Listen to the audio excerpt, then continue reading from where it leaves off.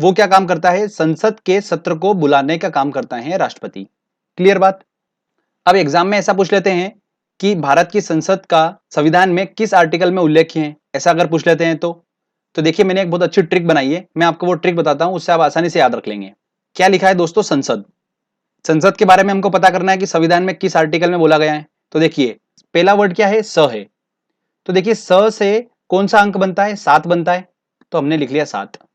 Last वाला word देखिए, बीच में फिर स आ गया, स तो हम यूज कर चुके हैं, अब कौन सा वर्ड है, द। देखिए द से क्या बनता है, 10 बनता है, तो हमने लिख लिया 10। तो 710 बना। 710 आर्टिकल होते हैं क्या, बिल्कुल भी नहीं होते हैं। तो अब क्या करें, 10 को हटा के क्या करेंगे, उससे एक अंक कम करेंगे, तो हमने क्या करा, 9 करा। क्या 79 आर्टिकल संविधान में एग्जिस्ट करता है, बिल्कुल करता है। बस तो यही आर्टिकल है जो संसद के बारे में बताता है। आर्टिकल नंबर 79 किसके बारे में बताता है, संसद के बारे में बताता है। इतनी आसानी से हमने याद कर लिया। अब देखिए 79 आर्टिकल क्लियर हो गया आपको। तो फ्रेंड्स आर्टिकल नंबर 79 हो गया पार्लियामेंट, संसद से रिलेटेड। अब देखिए हम सीक्वेंस वाइज चलेंगे। सबसे पहले आएगा उच्च सदन, तो उच्च सदन कौन सा है, राज्यसभा है। तो इसके बाद आर्टिकल कौन सा आ रहा हमारा, 80 नंबर का। तो आर्टिकल नंबर 80 में बताया है राज्यसभा के बारे में। ओके, उसके बाद आएगा निम्न सदन। तो देखिए निम्न सदन जो होगा वो आर्टिकल नंबर 81 होगा, 81। तो आपको सीक्वेंस ध्यान रखना है, 79, 80 और 81 का सीक्वेंस क्या होगा, संसद, फिर उसके बाद उच्च सदन आएगा, फिर निम्न सदन। क्लियर, इस सीक्वेंस में आप याद रखेंगे, आसानी से आप इसको याद कर पाएंगे। चलिए अब हम एक एक करके समझते हैं। सबसे पहले लोकसभा के बारे में, फिर राज्यसभा के बारे में। आपको सारे इंपॉर्टेंट पॉइंट्स बता रहा हूं मैं, जो जो भी एग्जाम में पूछे जाते हैं, इससे आउट बिल्कुल भी नहीं जाएगा, टेंशन मत लीजिए, बस ये पूरा लेक्चर अच्छे समझिए। तो सबसे पहले हम बात करते हैं लोकसभा की। देखिए लोकसभा को हाउस ऑफ द पीपल बोला जाता है। क्या बोला जाता है, house of the people.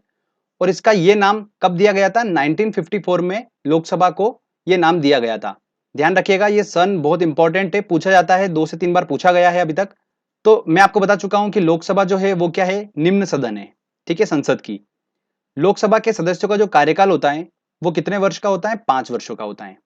Lok Sabha के सदस्यों का जो निर्वाचन है वो किनके द्वारा होता है, जनता द्वारा होता है। डायरेक्टली जनता जो है वो क्या करती है, लोकसभा के सदस्यों का निर्वाचन करती है। ओके, अब बात करते हैं हम कि लोकसभा के अध्यक्ष और उपाध्यक्ष की नियुक्ति कौन करता है। तो लोकसभा के अध्यक्ष और उपाध्यक्ष की नियुक्ति कौन करते हैं, लोकसभा के सदस्य ही करते हैं। जब राष्ट्रपति एक संयुक्त सत्र बुलाता है, ठीक है, लोकसभा और राज्यसभा का, जब संयुक्त सत्र आता है तो उसकी अध्यक्षता भी कौन करता है, लोकसभा का अध्यक्ष ही करता है। क्लियर। लोकसभा का सदस्य बनने के लिए जो योग्यता होती है वो क्या क्या होती है, वो होती है भारत का नागरिक हो, और न्यूनतम आयु जो है वो कितनी होना चाहिए, 25 वर्ष। अब दोस्तों हम बात करते हैं कि लोकसभा में सदस्यों की संख्या कितनी होती है। तो चलिए मैं आपको बताता हूं। मैक्सिमम सदस्यों की संख्या की बात करते हैं तो कितनी होती है, 552 होती है। कितनी होती है, 552, ये मैक्सिमम है। वर्तमान में कितनी है, वर्तमान में है 545। 545 सदस्यों की संख्या है वर्तमान में लोकसभा में। अब देखिए मैंने आपको बताया था राष्ट्रपति वाला लेक्चर में कि राष्ट्रपति जो है वो लोकसभा में 2 सदस्यों की नियुक्ति करता है, आंग्ला भारतीय समुदाय के 2 सदस्यों की नियुक्ति करता है। ठीक है, मैंने आपको बताया था। जिसने अगर वो लेक्चर नहीं देखा राष्ट्रपति वाला तो डिस्क्रिप्शन में लिंक दे रखा है मैंने, आप वहां से वो लेक्चर देख सकते हैं। तो हमको ये पता है कि 2 जो सदस्य है लोकसभा में उनकी नियुक्ति कौन करता है, राष्ट्रपति करता है। तो 545 में से 2 की नियुक्ति तो राष्ट्रपति ने कर दी, तो बचे कितने, 543 बचे। तो 543 जो है ये वो संख्या है जो निर्वाचन के द्वारा सदस्य चुने जाते हैं। ठीक है, मतलब 543 जो है निर्वाचन के द्वारा लोकसभा के सदस्य चुने जाते हैं। अब 543 में देखिए जो 530 होते हैं वो राज्यों से चुने जाते हैं और 13 चुने जाते हैं केंद्र शासित प्रदेशों से। ओके, ये मैंने आपको बताया वर्तमान की कंडीशन लेकर। अगर मैक्सिमम के केस की बात की जाए कि मैक्सिमम सदस्य जो है वो 552 है, तो इसमें 2 की नियुक्ति कौन करेगा, राष्ट्रपति करेगा, आंग्ला भारतीय समुदाय के सदस्य की। बचे हुए कितने, 550। ये 550 जो है ये निर्वाचन द्वारा चुने जाएंगे। अब इन 550 में से राज्यों से कितने चुने जाएंगे, 530 सदस्य राज्यों से चुने जाएंगे और 20 चुने जाएंगे केंद्र शासित प्रदेशों से। क्लियर। तो ये आपको स्ट्रक्चर समझ में आया। ये जो हाईलाइटेड वाला है ये पोर्शन है अपना वर्तमान वाला, और ये मैक्सिमम केस को लेकर बताया मैंने आपको। तो काफी इंपॉर्टेंट है, स्ट्रक्चर हमको समझ में आना चाहिए। आपको बस ये ध्यान में रखना है कि वर्तमान में सीट कितनी है, मैक्सिमम कितनी है। मैक्सिमम जो सीट है वो 552 है और उससे 7 कम वर्तमान में सीट है। बस इतना ध्यान रखना है, आप आराम से सारा स्ट्रक्चर खुद ही बना लेंगे। आगे अब हम बात करते हैं कि मंत्री परिषद जो होता है वो सामूहिक रूप से लोकसभा के लिए उत्तरदायी होता है। मंत्री परिषद क्या, ये टर्म भी हम समझ लेते हैं। देखिए, एक ग्रुप ऑफ पीपल जिसके अंदर कैबिनेट मंत्री हो, राज्य मंत्री हो और बिना विभाग के मंत्री भी हो, इन सब की अध्यक्षता कौन करेगा? प्रधानमंत्री। इसे क्या बोला जाता है? मंत्री परिषद बोला जाता है। ये बात क्लियर हो गई। और ध्यान रखिए, मंत्री परिषद को ही क्या बोला जाता है? सरकार बोला जाता है। तो फ्रेंड्स, ये क्लियर हो गया कि मंत्री परिषद क्या है। यही मंत्री परिषद जो होता है लोकसभा के लिए उत्तरदायी होता है। ओके, अब दोस्तों हम एक टर्म को और डिस्कस करते हैं, अक्सर एग्जाम में पूछी जाती है, अविश्वास प्रस्ताव। अविश्वास प्रस्ताव क्या होता है? देखिए, अगर सिंपल वर्ड में बोले आपको, तो सरकार अपना बहुमत साबित करे, इसका मतलब ये होता है। अविश्वास प्रस्ताव विपक्ष रखता है, किसके प्रति रखता है? मंत्री परिषद मतलब सरकार के प्रति रखता है। कहने का मतलब ये कि सरकार अपना बहुमत साबित करे लोकसभा में। तो फिर क्या होगा? लोकसभा में वोटिंग होगी, और अगर सरकार ने अपना विश्वास मत हासिल कर लिया, मतलब बहुमत साबित कर दिया, तो अविश्वास प्रस्ताव जो होगा वो क्या हो जाता है? खारिज हो जाता है। अगर सरकार विश्वास मत हासिल नहीं कर पाई, मतलब बहुमत साबित नहीं कर पाई, तब क्या होगा? मंत्री परिषद को इस्तीफा देना पड़ेगा। ओके, अब इसको हम देखो रियल एक एग्जाम्पल समझते हैं। सरकार में कौन है? मोदी सरकार, ठीक है, बीजेपी है। और विपक्ष में कौन है? कांग्रेस है। तो कांग्रेस जो है उसने अविश्वास प्रस्ताव रखा, समझ लेते हैं। तो बीजेपी को क्या करना पड़ेगा? अपना बहुमत साबित करना पड़ेगा। और बहुमत का जो आंकड़ा है वो कितना है? 273 है, कि 273 सांसद जो है वो सपोर्ट में है। तो लोकसभा में वोटिंग हुई, और वोटिंग के फलस्वरूप क्या रिजल्ट आया कि ऐसा आ गया, मान लो कि 260 ही सांसद जो है वो सपोर्ट में। तब उनको क्या करना पड़ेगा? पूरे मंत्रिपरिषद को इस्तीफा देना पड़ेगा।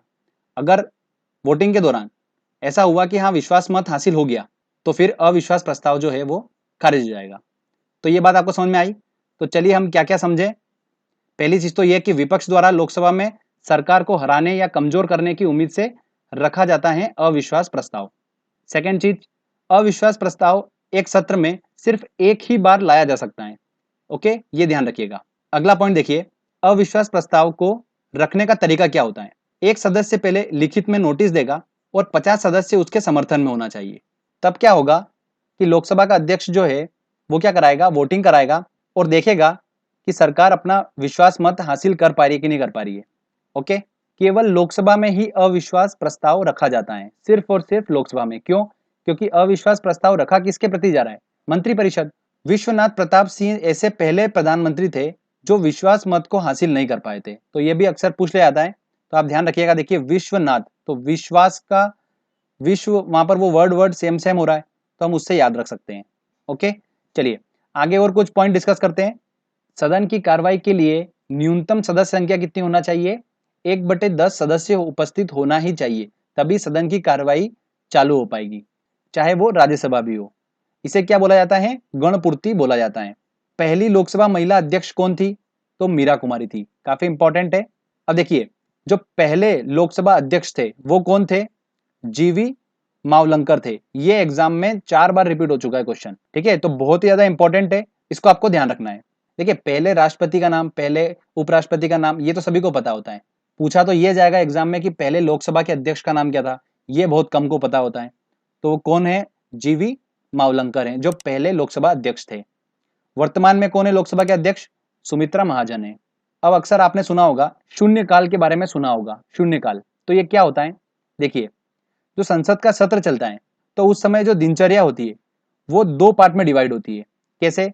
जो मॉर्निंग का समय रहता है 12 बजे से पहले का, वो होता है प्रश्नकाल।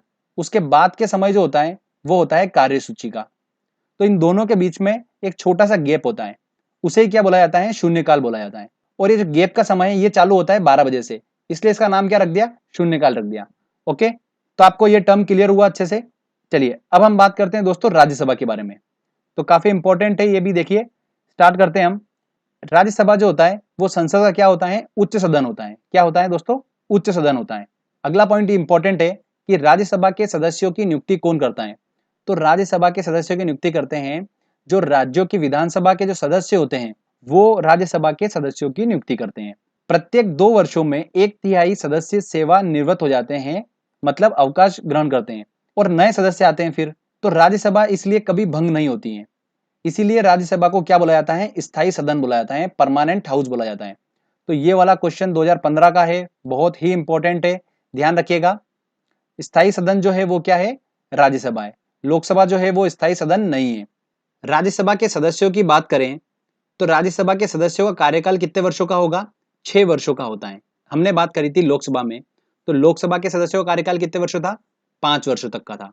बट राज्यसभा के सदस्यों का कार्यकाल जो होता है वो 6 वर्षों का होता है, तो ये ध्यान रखना है।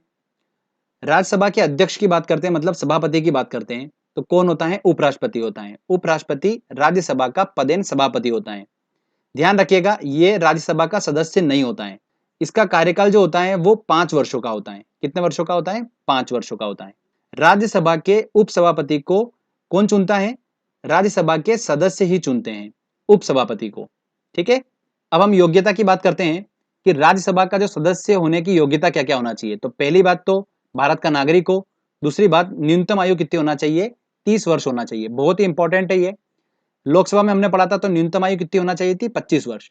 पर राज्यसभा में कितनी होना चाहिए? 30 वर्ष। थोड़ा सा और मैच्योर होना चाहिए उसको। चलिए अब मैं आपको बताता हूँ राज्यसभा के जो सदस्य होंगे उसका स्ट्रक्चर बता देता हूँ मैं आपको।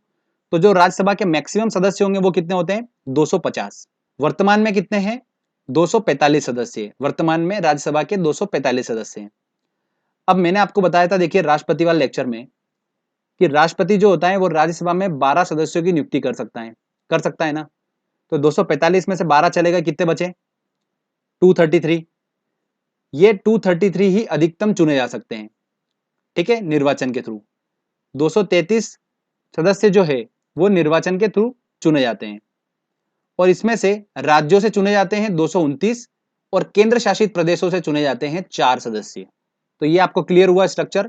250 मैक्सिमम सदस्य हैं राज्यसभा के, 245 वर्तमान में है, उसमें से 12 जो है वो राष्ट्रपति चुनता है, 233 जो है वो निर्वाचन के थ्रू चुने जाते हैं, उसमें से 229 राज्यों से और 4 केंद्र शासित प्रदेशों से चुने जाते हैं। तो आई होप आपको ये स्ट्रक्चर क्लियर हुआ होगा। हमको बस ध्यान रखना है वर्तमान में कितने सदस्य हैं? 245, और मैक्सिमम सदस्य हो सकते हैं 250। चलिए अब कुछ इंपॉर्टेंट पॉइंट्स और डिस्कस करते हैं जो एग्जाम में अक्सर पूछे जा सकते हैं या पूछ लिए जाएंगे। पहली चीज तो यह कि सबसे पहले सभापति का नाम क्या है, मतलब पहले राज्यसभा के अध्यक्ष मतलब सभापति का नाम क्या है? तो वो कौन है? सर्वपल्ली राधाकृष्णन है। ओके, तो ये इंपॉर्टेंट है। पहले उपसभापति का नाम क्या है? तो एसवी कृष्णमूर्ति राव है पहले उपसभापति। वर्तमान में कौन है सभापति? वेंकैया नायडू है, ये उपराष्ट्रपति है। तो राज्यसभा के पदेन सभापति होंगे, तो वेंकैया नायडू जो है वो कौन है? राज्यसभा के सभापति हैं करंट के। आगे हम बात करते हैं अब संसद की समितियों के बारे में। देखिए फ्रेंड्स, यहाँ से भी कुछ क्वेश्चंस बन रहे हैं तो हमको इसको भी पढ़ना जरूरी है। तो संसद की जो समितियां होती है वो कौन कौन सी होती हैं? लोक सेवा समिति, नियम समिति, विशेषाधिकार समिति, तदर्थ समिति मतलब एडॉक कमेटी। तो फ्रेंड्स, इन सब में से हमको सिर्फ 2 को समझना है, लोक सेवा समिति और एडॉक कमेटी मतलब तदर्थ समिति। तदर्थ समिति जो है उसका क्या काम होता है? ये कमेटी एक किसी विशेष उद्देश्य के लिए बनती है, उद्देश्य पूरा हो गया उसके बाद ये कमेटी खत्म हो जाती है। क्लियर? लोक सेवा समिति की बात करते हैं तो देखिए ये काफी इंपॉर्टेंट है। लोक सेवा समिति में कुल सदस्य की संख्या कितनी होगी? 22। इसमें से लोकसभा के होंगे 15 सदस्य, राज्यसभा के होंगे 7 सदस्य। इसका अध्यक्ष कौन होता है? विपक्ष का नेता होता है। कौन होता है? विपक्ष का नेता। और इसका काम क्या होता है लोक सेवा आयोग समिति का? कि मंत्रालय के जो भी व्यय है और जो किए गए नियंत्रक एवं महालेखक परीक्षक, इसकी रिपोर्ट पे विचार विमर्श करने का काम होता है लोक सेवा आयोग समिति का। तो दोस्तों ये भी बहुत इंपॉर्टेंट है, आजकल क्वेश्चंस बन के आ रहे हैं इसमें भी, तो आप थोड़ा सा ध्यान रखिएगा। ओके, एक और चीज पूछ ली जाती है एग्जाम में कि वो कौन से प्रधानमंत्री थे जिन्होंने अपने कार्यकाल के दौरान संसद के अधिवेशन में भाग ही नहीं लिया, मतलब संसद के सत्र में भाग ही नहीं लिया। तो वो कौन थे? चौधरी चरण सिंह थे। इन्होंने संसद के सत्र में एक बार भी भाग नहीं लिया था। ये ऐसे प्रधानमंत्री थे। संसद के सत्र की बात करते हैं तो संसद का जो सत्र होता है वो साल में कितनी बार होता है? 2 बार अनिवार्य होता है, और दोनों सत्र के बीच में 6 महीने का मैक्सिमम गैप हो सकता है, इससे ज्यादा गैप नहीं हो सकता है। तो फ्रेंड्स, यहाँ पर हमारा ये थ्योरी सेक्शन कंप्लीट होता है। आई होप आपको सारी चीजें क्लियर हुई होगी। जितने पॉइंट्स मैंने बताए ये सारे इंपॉर्टेंट पॉइंट्स हैं, इससे आउट कुछ भी नहीं जाने वाला है, जो भी आएगा वो सब इन्हीं के बीच में से आने वाला है। तो चलिए दोस्तों, हम क्वेश्चन आंसर टेस्ट लगाते हैं और देखते हैं कि हम कितना क्वेश्चन सॉल्व कर पा रहे हैं। देखिए दोस्तों, पहला क्वेश्चन है हमारा, भारत में सरकार की संसदीय प्रणाली को कहां से ग्रहण किया गया है? किसके संविधान से लिया गया है? ब्रिटिश संविधान से लिया गया है, तो सी आंसर होगा। भारतीय संसद के अपर हाउस को किस नाम से जाना जाता है? तो अपर हाउस को मतलब राज्यसभा, बी आंसर होगा। एसएससी टीयर 1 2015 का क्वेश्चन है ये। राज्यसभा को भंग किया जाता है, राज्यसभा चूंकि स्थायी सदन है तो भंग नहीं किया जा सकता, तो देखिए उपयुक्त में से कोई नहीं, डी आंसर होगा। नेक्स्ट क्वेश्चन लेते हैं, भारत में संसदीय ढांचे में दो अस्थायी सदनों का नाम बताइए। तो दो अस्थायी सदन, तो लोकसभा हमको पता ही है, तो देखिए राज्यसभा ए और सी में है तो ये तो हो ही नहीं सकता, राज्यसभा जो है वो स्थायी सदन है। अब बी और डी में से है, तो देखिए लोकसभा और विधान परिषद, लोकसभा और विधानसभा, तो विधान परिषद भी जो है वो क्या है? स्थायी सदन है। सिर्फ लोकसभा और विधानसभा ये दोनों जो है वो अस्थायी सदन है, तो आंसर क्या होगा इसका? डी आंसर होगा। अगला क्वेश्चन देखिए कि राज्यसभा की नियुक्ति के लिए न्यूनतम आयु कितनी होना चाहिए? तो कितनी होना चाहिए राज्यसभा के लिए? 30 वर्ष होना चाहिए, सी आंसर होगा। भारतीय संसद के संयुक्त सत्र की अध्यक्षता कौन करता है? तो संयुक्त सत्र बुलाने का काम करता है राष्ट्रपति, और उसका अध्यक्षता कौन करता है? लोकसभा का अध्यक्ष करता है, तो क्या आंसर होगा? सी आंसर होगा। देखिए, संसद की लोक लेखा समिति का अध्यक्ष नियुक्त किया जाता है, किसके द्वारा नियुक्त किया जाता है? अध्यक्ष की नियुक्ति कौन करता है? लोक लेखा समिति के अध्यक्ष की नियुक्ति लोकसभा के अध्यक्ष द्वारा की जाती है, ए आंसर होगा। भारतीय संसद में लोक लेखा समिति का अध्यक्ष होता है, कौन होता है? विपक्षी दल का नेता होता है, ए आंसर होगा।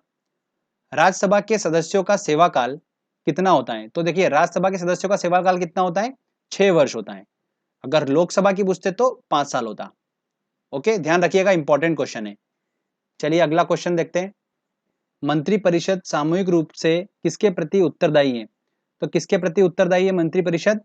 लोकसभा के प्रति उत्तरदायित्व है, मैंने आपको बताया था। संसद में शामिल है, संसद के अंग पूछे, देखिए कौन कौन होंगे? राष्ट्रपति होगा, लोकसभा होगा और राज्यसभा होगा, तो ऑब्वियस सी बात है, ए आंसर होगा। हाउस ऑफ द पीपुल को लोकसभा का नाम किस वर्ष में दिया गया था? तो 1954 में दिया था, तो ए आंसर होगा। चलिए नेक्स्ट क्वेश्चन लेते हैं। देखिए क्वेश्चन, निम्नलिखित में से कौन भारत में कानूनों को बनाता है? तो कौन बनाता है? मैंने आपको देखिए राष्ट्रपति वाले लेक्चर में भी बताया था, तो कौन बनाता है? राष्ट्रपति और संसद के दोनों सदन मिलकर, तो क्या आंसर होगा? सी आंसर होगा। स्वतंत्र भारत की लोकसभा का पहला अध्यक्ष कौन है? देखिए कितना इंपॉर्टेंट क्वेश्चन है। पहले अध्यक्ष कौन थे? जीवी मावलंकर थे, तो डी आंसर होगा। वह प्रधानमंत्री कौन है जिन्होंने अपने कार्यकाल के दौरान संसद के अधिवेशन सत्र में भाग ही नहीं लिया? तो वो कौन है? चौधरी चरण सिंह थे, तो डी आंसर होगा। नेक्स्ट क्वेश्चन देखते हैं, भारतीय संविधान के अनुसार संसद के दोनों सदनों का अधिवेशन एक वर्ष में कम से कम कितनी बार बुलाना जरूरी है? 2 बार बुलाना जरूरी है, तो सी आंसर होगा। संसद के किसी सदन के 2 सत्रों के बीच अंतराल किससे अधिक नहीं होना चाहिए? तो 6 महीने से अधिक नहीं होना चाहिए, तो बी आंसर होगा। यदि संसद किसी विशिष्ट उद्देश्य के लिए कोई समिति नियुक्त करे तो उसे क्या बोलेंगे हम? एडॉक कमेटी बोलेंगे, तदर्थ समिति, मैंने आपको बताया था, तो आंसर क्या होगा इसका? बी आंसर होगा। देखिए अगला क्वेश्चन, संसद में अविश्वास प्रस्ताव के बारे में निम्नलिखित में से कौन सा सही है? तो देखिए संविधान में इसका कोई उल्लेख नहीं है, बिल्कुल सही बात है। एक अविश्वास प्रस्ताव के बाद दूसरा अविश्वास प्रस्ताव प्रस्तुत करने के लिए 12 माह अवधि आवश्यक होनी चाहिए, ये तो बिल्कुल गलत। सदन में प्रस्तुत करने से पहले कम से कम 100 व्यक्ति उस प्रस्ताव का समर्थन अवश्य करें, यह भी गलत। यह केवल लोकसभा में ही प्रस्तुत किया जा सकता है, बिल्कुल सही। तो कौन सा है? पहला और चौथा सही होगा, मतलब डी आंसर होगा। किस सदन में अध्यक्ष उस सदन का सदस्य नहीं होता है? तो राज्यसभा में जो उसका अध्यक्ष होता है वो उसका सदस्य नहीं होता है, मैंने आपको बताया था, तो इसका आंसर क्या होगा? बी आंसर होगा। भारतीय संसद की सबसे महत्वपूर्ण विशेषता है कि इसमें राष्ट्रपति भी शामिल है, तो इसका आंसर क्या होगा? बी आंसर होगा। यही सबसे महत्वपूर्ण विशेषता होती है कि इसमें राष्ट्रपति शामिल होता है संसद में। राष्ट्रपति द्वारा राज्यसभा के सदस्यों के नामांकन का नियम किस देश के संविधान से लिया गया था? तो देखिए राष्ट्रपति जो है वो 12 सदस्य मनोनीत करता है राज्यसभा में। ये चीज किसके संविधान से ली गई है? ये लिया गया है आयरलैंड के संविधान से, तो इसको आपको ध्यान रखना है। लोकसभा आयोजित करने के लिए अपेक्षित गणपूर्ति क्या होना चाहिए, मतलब मिनिमम कितने सदस्य रिक्वायर्ड होना चाहिए? तो कितने होना चाहिए? 1/10 सदस्य।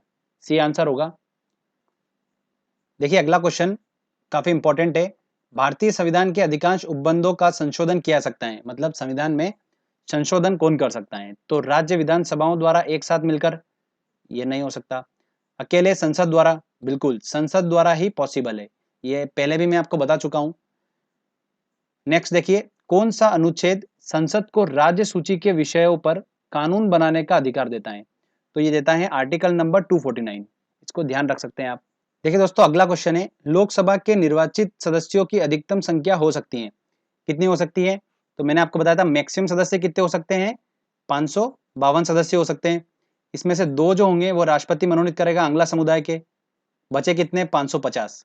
550 में से देखिए 530 जो होते हैं वो राज्यों से निर्वाचित होंगे और केंद्र शासित प्रदेश से कितने होंगे?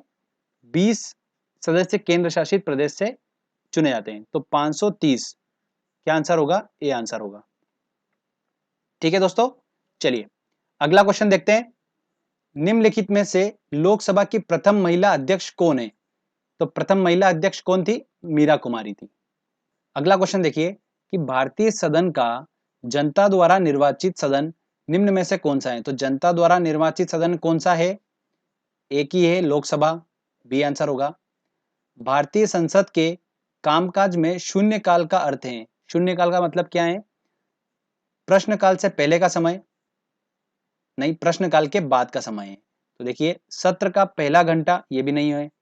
जब विशेषाधिकार प्रस्ताव स्वीकार कर लिया जाए, ये भी नहीं है। तो इसका आंसर क्या होगा? डी आंसर होगा। शून्यकाल क्या होता है? प्रश्नकाल के जस्ट बाद का समय होता है शून्यकाल। ओके फ्रेंड्स, तो देखिए यहाँ पर हमारा ये टेस्ट का सेशन जो होता है वो कंप्लीट होता है। तो आई होप आपने मैक्सिमम क्वेश्चंस अच्छे से टिक करे होंगे, बिल्कुल सही सही। और मैं बोल सकता हूँ कि आपको एग्जाम में इन्हीं क्वेश्चंस में से देखने को मिलेंगे। तो फ्रेंड्स अगर आपको वीडियो अच्छा लगा है तो जल्दी से वीडियो को लाइक करिए, दोस्तों के साथ शेयर करिए और कमेंट करके बताइए मुझे कि वीडियो कैसा लगा। अगर आपने अभी तक चैनल को सब्सक्राइब नहीं करा है तो सब्सक्राइब भी कर लीजिए, क्योंकि इस तरीके के वीडियो जब भी मैं अपलोड करूंगा आपको उसका बेनिफिट मिलता रहेगा। तो फ्रेंड्स मिलते हैं अगले वीडियो में। जय हिंद, जय भारत।